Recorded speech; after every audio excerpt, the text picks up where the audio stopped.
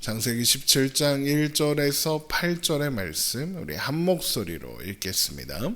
아브람이 99세 때에 여호와께서 아브람에게 나타나서 그에게 이르시되 나는 전능한 하나님이라 너는 내 앞에서 행하여 완전하라. 내가 내 언약을 나와 너 사이에 두어 너를 크게 번성하게 하리라 하시니 아브람이 엎드렸더니 하나님이 또 그에게 말씀하여 이르시되 보라 내 언약이 너와 함께 있으니 너는 여러 민족의 아버지가 될지라. 이제 후로는 내 이름을 아브람이라 하지 아니하고 아브라함이라 하리니 이는 내가 너를 여러 민족의 아버지가 되게 함이니라. 내가 너로 심히 번성하게 하리니 내가 내게서 민족들이 나게 하며 왕들이 내게로부터 나오리라. 내가 내 언약을 나와 너 및 내 대대 후손 사이에 세워서 영원한 언약을 삼고 너와 내 후손의 하나님이 되리라. 내가 너와 내 후손에게 내가 거류하는 이 땅 곧 가나안 온 땅을 주어 영원한 기업이 되게 하고 나는 그들의 하나님이 되리라. 아멘. 이스마엘이 태어나자 아브람은 안심했습니다. 그가 하나님께서 약속하신 자녀라고 자손이라고 생각했거든요. 그래서 하나님의 침묵에도 불구하고 별일 없이 잘 살 수 있었던 겁니다. 모든 것이 괜찮으니 하나님이 말씀하시지는 않지만 괜찮을 수 있었던 겁니다. 그렇게 아브람은 나름의 생각대로 하나님이 좋아하실 만한 일을 하며 그것에 만족하며 살아갔던 겁니다. 그러나 그런 아브라함의 모습은 하나님의 마음에 합당하지 않았습니다. 그래서 13년의 침묵을 깨고 처음 하신 말씀이 나는 전능한 하나님이라 너는 내 앞에서 행하여 완전하라 였던 겁니다. 창세기 17장 1절입니다. 아브라함이 99세 때에 여호와께서 아브라함에게 나타나서 그에게 이르시되 나는 전능한 하나님이라 너는 내 앞에서 행하여 완전하라. 이것은 하나님의 전능하심을 알고 있으면서 자신의 생각대로 아들을 얻은 아브라함을 향한 책망이었습니다. 그러나 이것은 동시에 약속이기도 합니다. 어떤 약속이냐? 전능하신 하나님께서 아브라함을 하나님 앞에 행하여 완전하게 하시겠다라는 약속이죠. 아브라함이 헛발질을 했지만 하나님은 하나님의 뜻과 계획을 어김없이 실행하겠다라는 다짐이 담겨 있는 겁니다. 그러니까 하나님은 다시 한번 아브라함의 등을 떠미시는 겁니다. 그렇게 한 걸음 더 나아가게 하시는 거죠. 그래서 나는 전능한 하나님이라 너는 내 앞에서 행하여 완전하라 라고 말씀하신 후에 아브라함에게 주신 약속을 다시 한번 확인하시는 겁니다. 창세기 17장 2절입니다.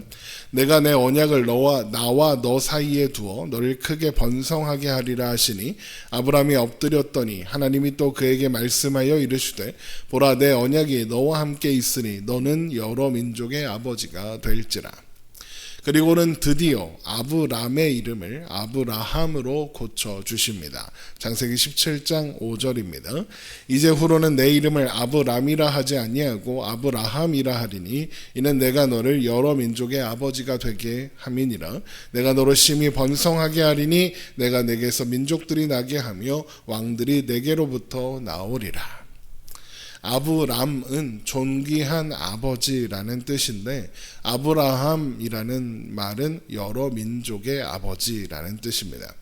하나님은 아브람에게 아브라함이라는 이름을 주시며 이는 내가 너를 여러 민족의 아버지가 되게 함이니라 라고 말씀하셨습니다.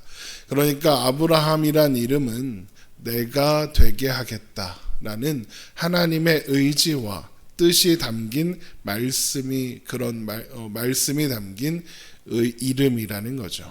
아브라함은 자기 나름대로 방법을 찾고 나름 잘하고 있다고 생각했고 내가 잘하면 된다고 생각했습니다.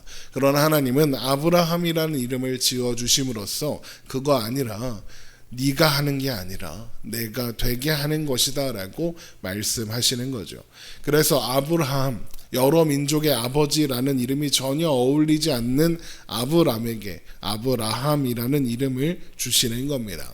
아브람의 현실, 상황, 그리고 아브라함이라는 이름은 전혀 상관없는 것처럼 보이지만 하나님께서 그렇게 이루실 것이므로 현재의 아브라함의 현실이나 상황은 아무 상관이 없고, 그는 이미 하나님이 말씀하실 때, 그에게 아브라함이라는 이름을 주실 때 그는 이미 아브라함이 되는 겁니다. 이 약속은 1차적으로는 아브라함의 후손들로부터 나오는 이스라엘 민족, 그리고 에서 민족, 또 거기서부터 여러 민족이 갈라져 나오는 것을 통해서 성취되는 것 같습니다. 하지만 그것은 하나님께서 주신 약속이 반드시 성취된다는 것을 보여주는 예표일 뿐 진정한 성취는 아닙니다. 여러 민족이라고 하기에는 아브라함으로부터 나온 민족들을 셀 수 있습니다. 헤아릴 수 있죠. 그런데 하나님께서 아브라함에게 여러 민족의, 셀 수 없는 많은 민족의 아버지가 되게 하겠다라고 하셨습니다. 이것은 예수 그리스도로 말미암아 시작된 하나님 나라의 도래를 통해서 성취되는 약속입니다. 아브라함의 믿음에 속한 모든 자들이 아브라함의 후손이기 때문에 그렇습니다. 우리 로마서 4장을 잠시 가서 보겠습니다. 로마서 4장 16절 말씀입니다. 로마서 4장 16절 봅니다. 로마서 4장 16절 말씀. 그러므로 상속자가 되는 그것이 은혜에 속하기 위하여 믿음으로 되나니 이는 그 약속을 그 모든 후손에게 굳게 하려 하심이라. 율법에 속한 자에게 뿐만 아니라 아브라함의 믿음에 속한 자에게도 그러하니 아브라함은 우리 모든 사람의 조상이라. 기록된 바 내가 너를 많은 민족의 조상으로 세웠다 하심과 같으니 그가 믿은 바 하나님은 죽은 자를 살리시며 없는 것을 있는 것으로 부르시는 이시니라. 아브라함이 바랄 수 없는 중에 바라고 믿었으니 이는 내 후손이 이같으리라 하신 말씀대로 많은 민족의 조상이 되게 하려 하심이라. 그가 100세나 되어 자기 몸이 죽은 것 같고 사라의 태가 죽은 것 같음을 알고도 믿음이 약하여지지 아니하고 믿음이 없어 하나님의 약속을 의심하지 않고 믿음으로 견고하여져서 하나님께 영광을 돌리며 약속하신 그것을 또한 능히 이루실 줄을 확신하였으니 그러므로 그것이 그에게 의로 여겨졌느니라. 그에게 의로 여겨졌다 기록된 것은 아브람만을 위한 것이 아니요 의로 여기심을 받을 우리도 위함이니 곧 예수 우리 주를 죽은 자 가운데서 살리신 이를 믿는 자니라. 이렇게 되어 있죠. 이것이 하나님께서 아브라함에게 아브라함이라는 이름을 주시며 약속하신 일의 진정한 성취입니다. 우리가 아브라함의 자손이 된 것, 이것이 아브라함에게 아브라함 되게 하는 약속의 성취라는 겁니다.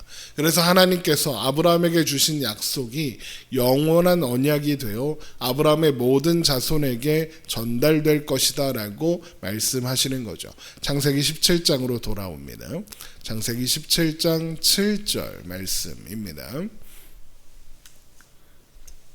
창세기 17장 7절 내가 내 언약을 나와 너 및 내 대대 후손 사이에 세워서 영원한 언약을 삼고 너와 내 후손의 하나님이 되리라. 내가 너와 내 후손에게 내가 거류하는 이 땅 곧 가나안 온 땅을 주어 영원한 기업이 되게 하고 나는 그들의 하나님이 되리라. 여기에 반복되는 중요한 말씀이 있죠. 내가 너와 내 후손의 하나님이 되리라. 나는 그들의 하나님이 되리라입니다. 이 하나님의 언약은 하나님이 시작하시고 하나님이 유지하시며 하나님이 성취하시는 언약이라는 거죠. 그런데 앞에서 아브라함의 후손이 누구라고 했습니까? 바로 우리들, 예수 그리스도 안에서 믿음 가운데 있는 신자들이라고 했습니다.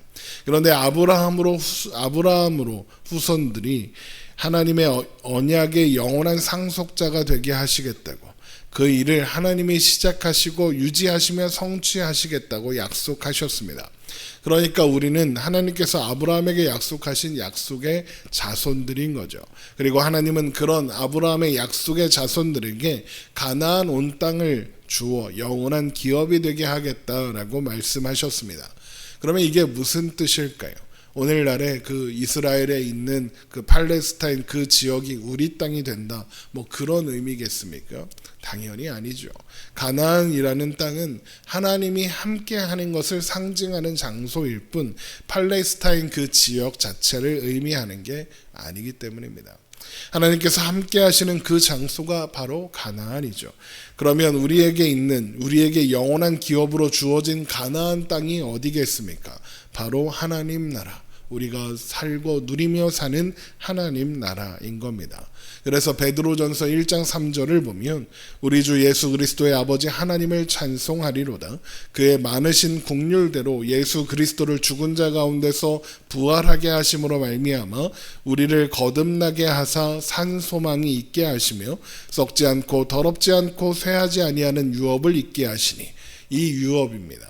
썩지 않고 더럽지 않고 쇠하지 아니하는 유업을 있게 하셨는데 곧 너희를 위하여 하늘에 간직하신 것이라 라고 하는 겁니다. 우리를 위해 하늘에 간직하신 영원한 유업, 그게 뭐겠습니까? 하나님 나라입니다. 그것이 아브라함의 후손인 우리가 상속받은 유업의 내용인 거죠. 그러니까 우리는 영원한 하나님 나라에 속하여 영원한 하나님 나라를 사는 믿음으로 아브라함의 후손된 존재들인 거죠.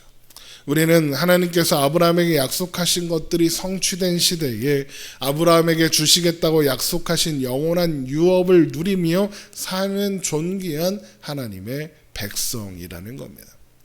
우리가 살아가는 모든 시간이 하나님의 약속 안에서 하나님 나라를 사는 시간이고, 우리가 살아가는 모든 것, 그래서 하나님과 동행하며 사는 모든 것이 하나님 나라고 하나님께서 우리에게 약속하신 영원한 기업, 유업인 겁니다. 이 사실을 기억하며 오늘도 전능하신 하나님의 날개 아래서 평안한 하루를 보내시기를 주님의 이름으로 축원합니다. 기도하겠습니다.